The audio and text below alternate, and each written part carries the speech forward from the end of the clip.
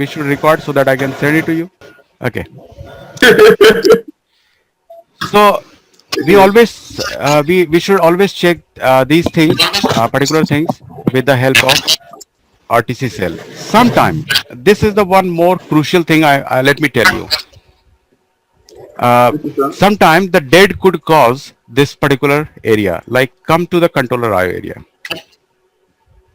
This is the controller I/O. You may not have noticed that sometime it is not turning on, and sometime so U9001. Let's come on the schematic. U9001. Here, if I tell you that my RSM reset is not available on the motherboard, RSM reset is not available, Okay, sir. then how many things are responsible to generate RSM reset?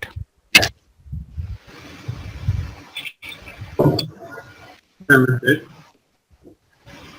Like here, RSM reset. Let me find out. Let me write RSM reset. The resume reset, if we do not get, what should I check on the motherboard? I think you should check our always voltage, 3 volts, 5 volts. You should check. Then secondly, you should check your RTC section, and then Okay. thirdly, you should check your BIOS if your BIOS is okay. Okay. And if those are okay, then it means that it's ready to turn on. There is something deep, little bit deep. If you go something little bit deep, this is the very primary thing you have told me. That let's check the first of all VCC voltage, and now check the flush area, that it is chip select is taking place or not, and also analog area. You should check this analog area. Okay, ground as well as each and everything we are required. If all these are okay, now is there any else possibility left? Like here, you have also changed the controller IO. So one thing, you always have to first of all check its impedance. The value should be 10 more than 10k, or at least it must be 10k ohm. Okay. And what is the thing which is generating this voltage? Two logic. You always have to remember the two logic of generation of RSM reset. One is the power good. One is power good. You should not forget power good in this motherboard. Like here, this is the motherboard I have. Let me show you the different motherboard, and this have a look. This is the also a gaming series 9 generation motherboard, and you see I have removed its. This is no, this is lead switch. The lead switch I have removed. This is the motherboard. The part number is NM-C362. This is the motherboard. And believe me, I am working for last 2 days. Around 6 hours I have given this to this motherboard. And as of now, I am not getting any result as of now. And let me share my experience to you, that what we have done in this motherboard. See here, somebody has worked on it, and RTC section, the lead section was failure, and I have made a track here. Okay, I have made the track here. Now, as soon as we inject voltage here, let me inject the voltage. See what the voltage is. Yes, Yeah, my own is okay. I think you are getting me very clearly. Is that okay? Fine. Yes. I'm Yes, sure yes. I'm getting it. Yes. So now this is the motherboard I have got, and for last 2 days I have been working on this motherboard, and how many things I have done, and still I am not getting any positive result. First of all, I found that the lead area is faulty, and as soon as I inject the DC jack 0.060, neither we can say it is not suspend mod. First of all, you have to remember about the motherboard. As soon as you inject the power and you get 0.0 less to 25, or if it takes 0.035 and within 2 seconds or 3 seconds it goes down, that Okay. is called suspend mode. Got my point? Yes. You will see here, this is the HP15 motherboard. Okay, the part number is LA-E801. Now you will see, you will notice that what should be the behavior of the DCIN. Now you will see here 31, wait, 27, wait, it is now 19. Got my point? See here once again. Yeah. As I inject, light comes 27, 00, 27, 19. 19. If this behavior you find is called, the laptop is entering into the suspend state. Suspensive. And last time somebody asked me that in MacBook, uh, who was he? New York man, MacBook repair specialist. What is his name? So he asked the question. Jack. Okay, Brother, whatever, whatever. He asked the question why this laptop is staying on the S5 state even the S0 state is faulty, or whatever the state is faulty.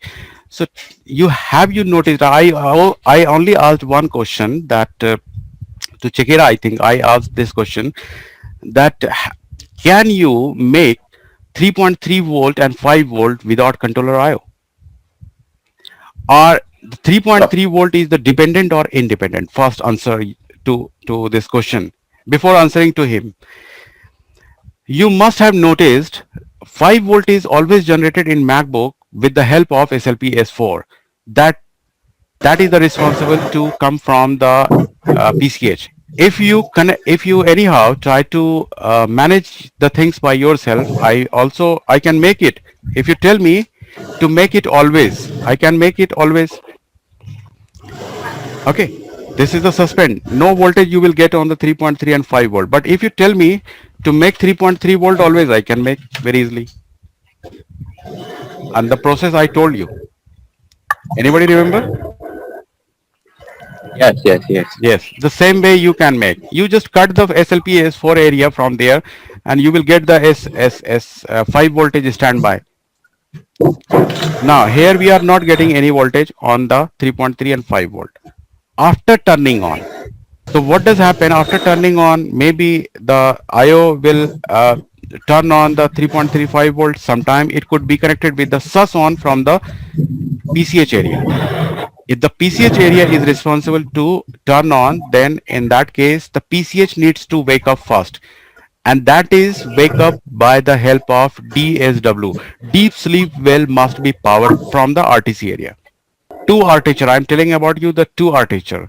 One is the always, one is the suspend. ASW, active sleep well, and DSW, deep sleep well. So I see. the behavior you always have to remember about the suspend. And if it is always, so if I open this schematic, where it has gone, let me find nm hyphen c.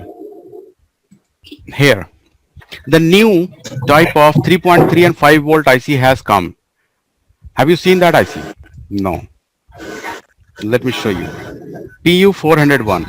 PU 401. 4001. 401. See, this is the new IC has come, and this is the architecture here. So this is the architecture Yeah, here. totally go 5 volt. 3.3 and 5 volt, and let's have a look on this. Okay, this is the Lenovo LV5083. A new 3.3 and 5 volt regulator has come, and with the name of Lenovo. And this is the architecture. And what is the new in this IC? Earlier we have seen that a 3.3 and 5 volt regulator IC was combined, and it has the traditional MOSFETs there. Now it has separate for the 3.3 and 5 volt different regulator they have used with the embedded MOSFET. Now this again it has come with the single one 3.3 and 5 volt with the MOSFET as well as S0 state. The new thing has come with the S0 state. Put off your mic, put off your mic, put off your mic. Somebody. Backside sound is coming. If you have to ask, you just unmute by yourself. Now, let me close. Yes, the new thing has only come that it has one more feature that instead of load switch. And what is the load switch? Now you see here in this particular motherboard LA-E801P. This is the motherboard. Here, what is the load switch? Apart from the 3.3 and 5 volt, here this is the a load switch where always to S0 state, S5 to S0 state will pass on. The both thing 3.3 and 5 volt. Here is the 3.3 and 5 volt regulator. Let me show you. This is the 51275. This is the 3.3 and 5 volt regulator, and this is the load switch. And this both combines and become this one. Okay. The both combines and becomes the one. Here is the load switch as well as 3.3 and 5 volt regulator with the embedded MOSFET. So I found that LDO was faulty. I just jumper on this point and I found that my controller IO is bad. Okay, so I changed the controller IO. Now 3.3 area is okay, and after that I found 5 volt LDO is also faulty. So what I found here, I found LDO 3 is faulty, and I removed the IO and it is okay now. I found 5 volt LDO is faulty, and this is the very costly IC. Here I have replaced this one, but still no result. See, this is the Lenovo multi-regulator. Okay, let me clean this little bit.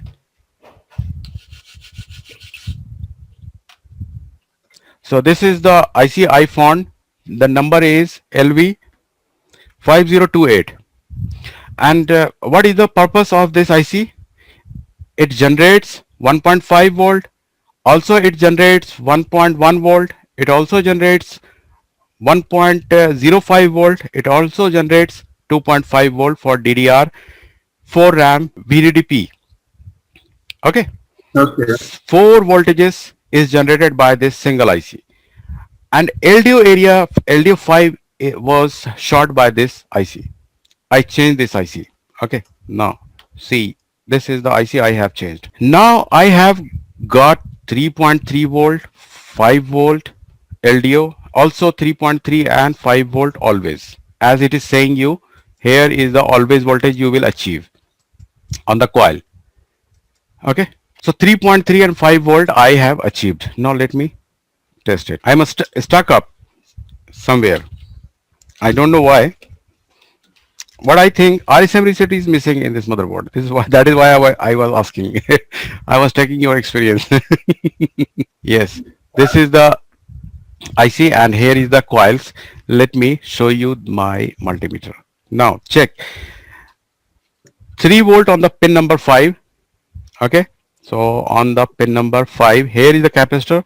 Let's check the 3 volt LDO. Now let me power on. DCIN. This is the pin number 5, and it must have 3 volt LDO. It has 3 volt LDO, and pin number 20 is 5 volt. Now after replacing that Lenovo multi-regulator, we have got 5 volt. On the coil we have 3.3 volt, and on the coil we have 5 volt. This is working now. Lead switch was having less voltage, so I jumpered this area.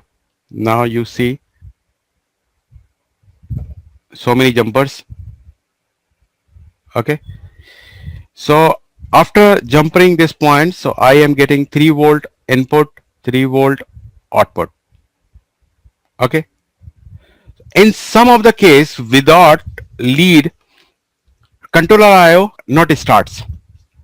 So in that case, we need to put a jumper wire from input to output in some of the case. And without it, sometime you will get the laptop is turning on, but the display is light and low light on the display you will find out. If you get that type of problem, you just do one thing, keep a magnet, any magnet, and try to touch that area, or not just bring it close to that lead area. If lead switch is okay, then it will go back again, or it will come into the sleep mode area, and you will get the low light. The switching process is not voltage, the magnetic field is required to switch on the lead voltage. Getting my point? Yes, sir. So you can check lead switch with the help of a magnet. Come close to the lead area, you will see the screen goes dim, low light. If it is not happening like this way, lead is not working. Okay, because as you how do you turn on P channel? How do you turn on N channel? N channel requires high voltage on the gate, P channel requires low voltage on the gate, then it turns on. Lead switch requirement is not voltage. Lead switch requirement is magnetic field. Right.